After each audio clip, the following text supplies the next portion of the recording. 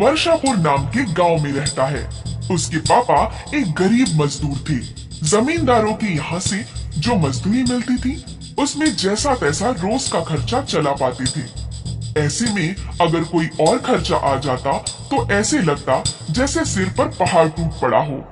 हर साल की तरह इस साल भी बारिश शुरू हो गई थी। चुन्नू बिना छतरी के जैसे तैसे स्कूल पहुंचा तो लेट हो गया। उसे देखते ही टीचर ने कहा, चुन्नू वहीं रुक जाओ। कितनी बार कहा है तुमसे बरसात में भीगते हुए मत आया करो, छतरी लेकर आया करो। टीचर जी वो टीचर छतरी होगी तो लाएगा ना।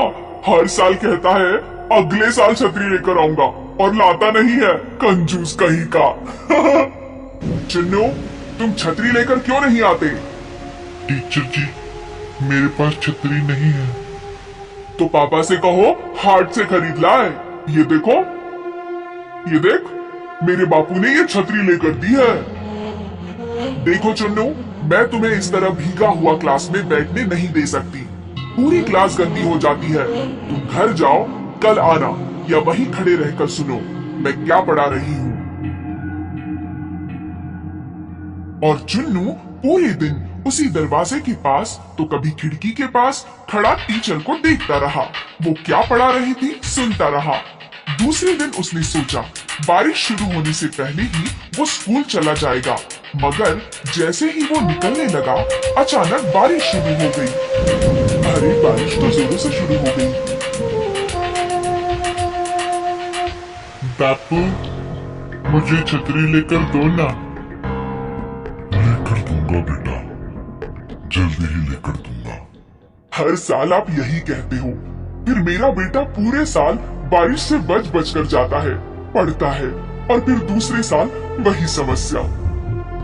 क्या करूं फुलवा, पूरे साल तो मेहनत करता हूँ पर इतना कमा ही नहीं पाता कि 2 वक्त की रोटी के सिवा भी कुछ जुटा सकूं। माफ करना चुन्नू बेटा, मैं तेरे लिए एक छोटी सी छतरी भी नहीं ले पा रहा। तो कीमत हुई है बापू, मैं चला जाऊंगा। अरे कैसे चला जाएगा बारिश? माँ मैं पेड़ के नीचे नीचे से होता हुआ बचता बचता स्कूल तक पहुंच जाऊंगा। बाय अम्मा बापू। अरे लेकिन चुन्नू बारिश से बचता हुआ भागकर एक पेड़ के नीचे पहुंचता है। कुछ देर वेट करता है, मगर बारिश है कि थमने का नाम ही नहीं ले रही। वो कुछ देर ऊपर की तरफ देखता है, आसमान पूरी तरह काला है। बादल तो बहुत घिरे हुए हैं।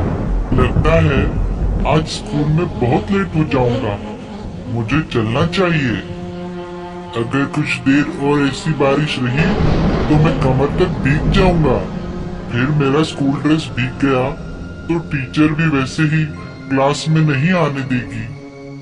क्या करूं, क्या करूं? उसे पेड़ पर चढ़े हुए काफी वक्त गुजर गया है। उसे भूख लगती है। वो अपना पेट पकड़ता है। उसे जोरों की भूख लग जाती है। सोचता है पता नहीं कब बारिश बंद हो, क्यों ना तब तक अपने स्कूल का टिफिन खा लूं। और वो अपने स्कूल बैग से अपना टिफिन निकालता है। उसमें रोटी और बुक्का किया हुआ प्याज है। तभी उसे पानी में नीचे छप छप की आवाज आती है। वो देखता है तो एक साधु चलता हुआ उसी पेड़ के नीचे आकर रुक जाता है। चुन्नू उसे देखता है, फिर अपने भूख का एहसास करके रोटी प्याज के साथ खाने लगता है। साधु उसे खाता हुआ देखता है। चुन्नू दूसरा निवाला खाता है तो देखता है साधु उसे खाता हुआ देख रहा है। वो तीसरा निवाला खाता है, तब भी साधु उसे देख रहा है। साधु उसे देख रहा है, ये देख चुन्नू कहता है, बाबा खाओगे? 2 निवाले खिला दोगे तो भला हो जाएगा बच्चा। आज वर्षा की वजह से भिक्षा नहीं मिल पाई है। 2 निवाले क्या बाबा? 2 रोटी खा सकते हो, पर रोटी के साथ सब्जी नहीं है, सिर्फ मुक्का मारा हुआ प्याज है। जब भूख लगी हो तो हर खाना पंच पकवान लगता है बच्चे। लीजिए। किंतु तुम्हें इस वृक्ष पर क्यों बैठे हो बच्चे? स्कूल जा रहा था बाबा।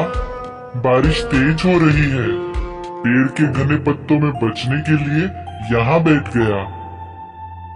छाता नहीं है तुम्हारे पास? नहीं बाबा, बापू से कहा था लेकर दे दो, वो थोड़ा लेकर दे देंगे। ये लो बच्चा, मेरे पास एक छाता है, तुम ले लो। कमाल है बाबा, छाता होते हुए भी आप बारिश में भीगते हुए आए। हम साधुओं को छाते की क्या जरूरत? हम साधुओं को छाते का क्या काम? ठंडी गर्मी बारिश कुछ भी हो, हम तो कुदरत के हर रूप का आनंद लेते हैं। वाह, आत्मा तृप्त हो गई बच्चा, जाओ खुश रहो। कहता हुआ साधु वहाँ से चला जाता है। उसके जाने के बाद चुन्नू भी पेड़ से उतरता है और छतरी खोलता हुआ स्कूल पहुँच जाता है। स्कूल में सभी उसे इतनी बढ़िया छतरी लिए आया देख चौंक जाते हैं। अरे चुन्नू, आज छतरी होकर भी तुम लेट हो गए। अब तो स्कूल छूटने का टाइम हो गया है। कल से लेट नहीं होऊंगा टीचर जी, अभी अभी छतरी मिली है मुझे। जरूर कहीं से चुराया होगा गप्पू। सभी बाहर आते हैं तो देखते हैं बाहर बहुत ही तेज हवा चल रही है, आंधी सी, और फिर अचानक बारिश शुरू हो जाती है। ये देख सारे बच्चे अपनी अपनी छतरी खोलते हैं। 2-3 बच्चों के पास छतरी नहीं है। ये देख गप्पू एंड फ्रेंड्स अपनी अपनी छतरी खोलते हुए उनकी ओर देखकर हंसते हैं। तभी चुन्नू आता हुआ अपनी छतरी खोलता है और उन 2-3 बच्चों से कहता है, आ जाओ, तुम तीनों भी आ जाओ। अरे हम तीनों इतनी सी छतरी में कैसे आ सकते हैं? अरे पूरी तरह भीगने से तो अच्छा है कुछ कुछ बच जाना। आओ, देखो बच रहे हैं ना हम चारों। हाँ यार, तुम्हारी छतरी तो बहुत बड़ी है। इनकी छतरी कौवा बन गई। गप्पू आ जाओ, मेरी छतरी में आ जाओ, बारिश बहुत तेज है। नहीं, मैं आऊंगा, तुम्हारी छतरी में। ए हटो, उसने मुझे बुलाया था। और गप्पू अपने ही दोस्तों को धक्का देकर चुन्नू की छतरी के नीचे घुस जाता है। जैसे ही वो छतरी में घुसता है, छतरी फिर कुछ बड़ी हो जाती है। तभी बाकी दोस्त भी आकर उसकी छतरी में घुस जाते हैं, तो छतरी और भी बड़ी हो जाती है। सभी उसके नीचे सुरक्षित आ जाते हैं। सभी गांव की ओर चल देते हैं। अब रास्ते में एक एक करके कई लोग मिलते हैं। वे भी चुन्नू की छतरी में घुस जाते हैं। धीरे धीरे छतरी इतनी बड़ी हो जाती है कि ऐसा लगता है जैसे चुन्नू नहीं, कृष्ण भगवान है, जो गोवर्धन पर्वत उठाए उनके साथ चले जा रहे हैं। जमींदार साहब, आप यहाँ? हमने बुला लिया होता। कुछ काम? हमने सुना है तुम्हारे बेटे के पास इतनी बड़ी छतरी है कि पूरा गांव उसके नीचे बारिश से बचता हुआ आ गया। नहीं तो ये देखिए, ये तो बहुत छोटी सी छतरी है, एक बच्चे को बचाने के बराबर। ऐसा कैसे हो सकता है? हमने खुद अपनी आंखों से देखा था। देखा है ना छोटी ही छतरी, पर मैंने तो देखा था। जमींदार साहब, हमें भी भीगने से बचा दो। अरे ये छतरी तो बड़ी होती जा रही है। देखा, मैंने कहा था ना। चुन्नू बेटा, तुम्हें ये छतरी कहाँ से मिली? ये मुझे आज एक साधु बाबा ने दी थी। ओह, तभी ये जादुई छतरी है। इससे तो हम पूरे साल के लिए पानी स्टोर कर सकते हैं। कैसे जमींदार साहब?